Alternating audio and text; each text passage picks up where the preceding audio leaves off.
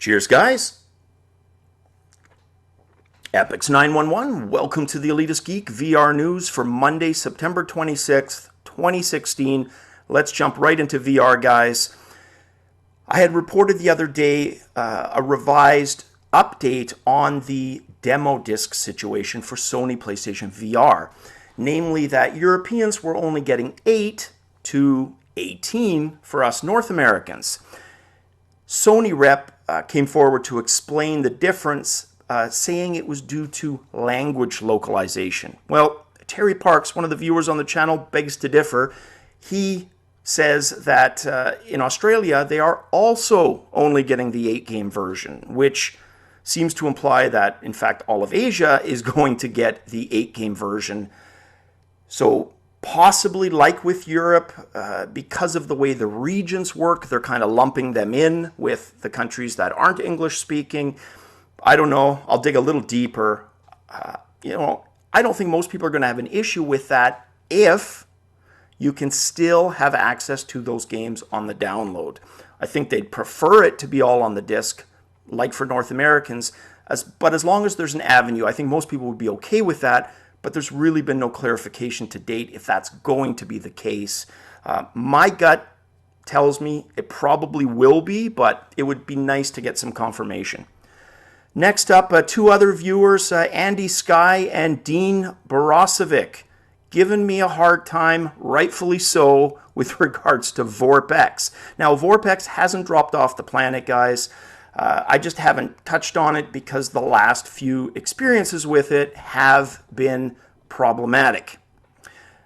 Meaning some of it technical, it just didn't feel as immersive as I hoped it would be, or I get it looking pretty decent, but then have stuff like having to pull into different modes to handle inventory. So, you know what? They are right. I need to give it a bit more time, so I'm going to squeeze that in with other stuff and just spend some devoted time to tweaking it. I really want to be able to cover VorpX here, and if it's just a matter of doing some additional tweaking, I'm going to do that because it would be nice to expand my library beyond the straight VR stuff. So stay tuned for that. Next up, a game called Dexed, and this thing caught my attention because it looks, and they say this in the article too, very Panzer Dragoonish. And that was one of my favorite games on the Sega Saturn. You guys know I love Rez. I talked about that probably about a week ago. Rez Infinite, Sony PlayStation VR. This game, Dexed, looks to be a blend of all of the above. It just looks fantastic. And it's the end result of about 8 programmers getting together at an event and essentially banging this out, which is remarkable. But like I said, looks great. Have a look. Check that out. It's definitely one I'm going to be grabbing to try out. We also got word that Eve Valkyrie is getting crossplay, maybe active by the time I'm actually talking about it. So crossplay PC, PlayStation 4. Of course, they're going to have to wait to take advantage of it until Sony PlayStation VR is out, but wouldn't that be cool? And I've done crossplay stuff before. Now, when it comes to FPS games, I'm basically a mouse and keyboard person. That's how I cut my teeth with first-person shooters. So when I would do stuff on the PS3 or PS4 now, I'd use this product, and it's basically called Zim. This is Zim 4. Basically allowing to use my mouse and keyboard. Now, I don't do that for any reason to, competitively because it puts you at an advantage, which it does. People using a gamepad won't get as good as somebody with mouse and keyboard. It was more just comfort for me, right? So, Eve Valkyrie, crossplay, that should open up a lot of fun because if the PlayStation has considerably more sales, it's going to allow people on the PC side of Eve Valkyrie to at least find people to do co-op with and, multiplayer PvP as well. So really cool to hear that ahead of the PlayStation VR launch. Now, jumping into the news, it's just been said that only select developers are going to be able to publish Google Daydream apps until early 2017. So apparently they have a program, they being Google, that they call DAP, or Daydream Access Program.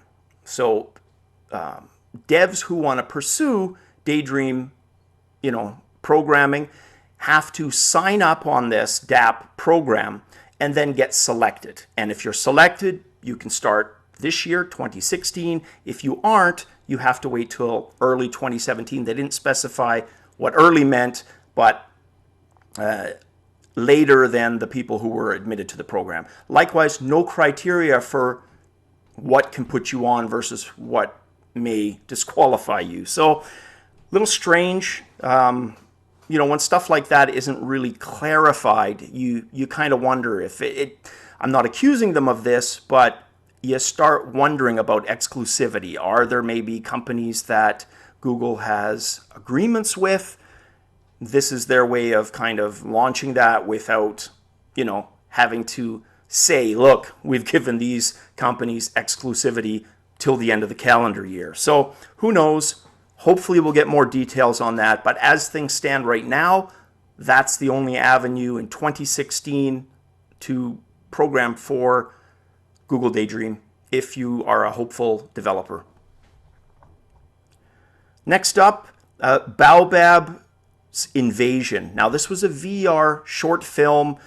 Most people who've, purchased the Vive, even the Rift, have probably seen this by now. This is the bunny rabbit with the burrow next to the frozen over lake where the aliens come down. Well, apparently there's a company made of former Disney people. It's called Roth Kirschenbaum Films, and they have entered into an agreement with Baobab to create a full-length film adaptation of that short, using the characters. So kind of neat to hear about that.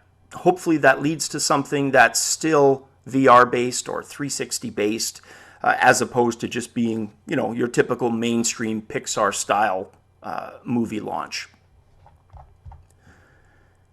Next up, Chernobyl VR. Now, Chernobyl for me personally has been kind of just like a fascinating topic. I was in high school at the time when Chernobyl had the meltdown, and man, for the next few years after that, and whether it was like, sci-fi role-playing games, every opportunity we got, we kind of worked Chernobyl in because, the teenage imagination at the time, you pictured all kinds of weird things. Two-headed wolves, squirrels the size of, cats and dogs running around, and then you and your party exploring in there and doing combat Gamma World style. So it's always kind of been a point of interest for me. When Stalker came out with kind of the Chernobyl setting, of course, I used that as an opportunity to explore it.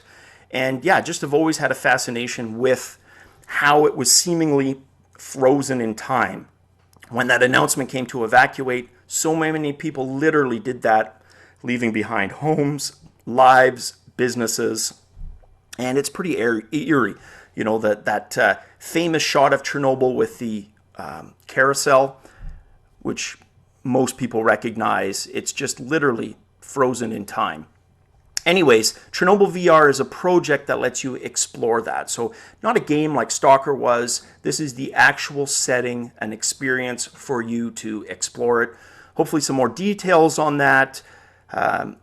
There's a few kind of negative comments surrounding that, which I won't get into until I have a chance to look at it myself and dig deeper, make sure that, the comments are valid, and then kind of reevaluate. So I'll be looking at that over the next few days. Next news piece, Greg Castle, who is an original Oculus investor, he's announced a $12 million investment fund. Now, the way he explains it is he loved a moment where, or when, for a Kickstarter campaign, a bunch of executives from, big companies like Epic, AAA companies, gave their take on virtual reality. And to a person, most of them were really, really excited with virtual reality. And it's that type of momentum, so not necessarily game-based, but he wants to be able to bottle that enthusiasm, that influence, and have the funding go in that direction to capture that spirit. What that actually means in terms of investment dollars, I'm not sure. It sounds pretty good. It's $12 million. There's a lot of money that we've talked about in the last few months being thrown into virtual reality development that I think it's really just a question of when. When are we going to start seeing the results of this? And I keep saying the holiday season. I'm going to stick to that because that's my hope. Hopefully Christmas doesn't come and go and we're still, left with the same trough of games. That would not be cool. I don't think that'll be the case, though. Next up, former PlayStation figurehead Shahid Kamal Ahmad has basically staked his future on virtual reality. Now, he's been kind of a staple at Sony PlayStation, having worked there for, over a decade. He announced he was leaving to form his own company earlier this year, company being called Ultimatum Games. And yeah, he basically, his own statement, with just 4 days of work, I am committing to VR for the foreseeable future. So he started his career as a dev and was just itching to get back to that. And that was his statement after essentially 4 days of working with VR tools, getting acquainted with it. Obviously, he feels strongly about it. It's something he's passionate about and feels he's made the right decision. So hopefully they're going to come out with some good stuff. And, like with the investment story, just a matter of when. So that the working title at least, of the project that he's working on is called Logos, or Logos, if it's, plural on logo. I'm not sure. But no word on what it is, just that it's a current work in progress. Now, there's an organization called the VRVCA, and that's Virtual Reality Venture Capital Alliance. And I've talked about these guys in the past before, namely to say that they had a meeting that was planned for the 9th, and then the last story update that I provided was that was canceled for a future date. Turns out that future date was September 20th, and the results of that meeting, this is a direct quote, they were able to strike a few high-quality deals. So, again, what does that mean? Games, experiences, we don't know. But it's an update, and hopefully it leads to something. It's pretty obvious now, guys, even with myself, we are basically in a holding pattern. Yes, there's games being released. Yes, I've got a lot still on my plate to get to. Some of that stuff, like a chair in a room. Tried it a few times. I know it's going to be good, but just finding the time to not get frustrated, right? The ball and cup thing. 2-3 times I got to that point and then kind of stopped. So, got to get back to that. Give it another shot. Apparently, it's not filled with jump scares. It's the exact psychological terror that I was alluding to the other day. Hopefully, that is the case. All right, guys, as always, cheers, and definitely catch you on the VR flip side.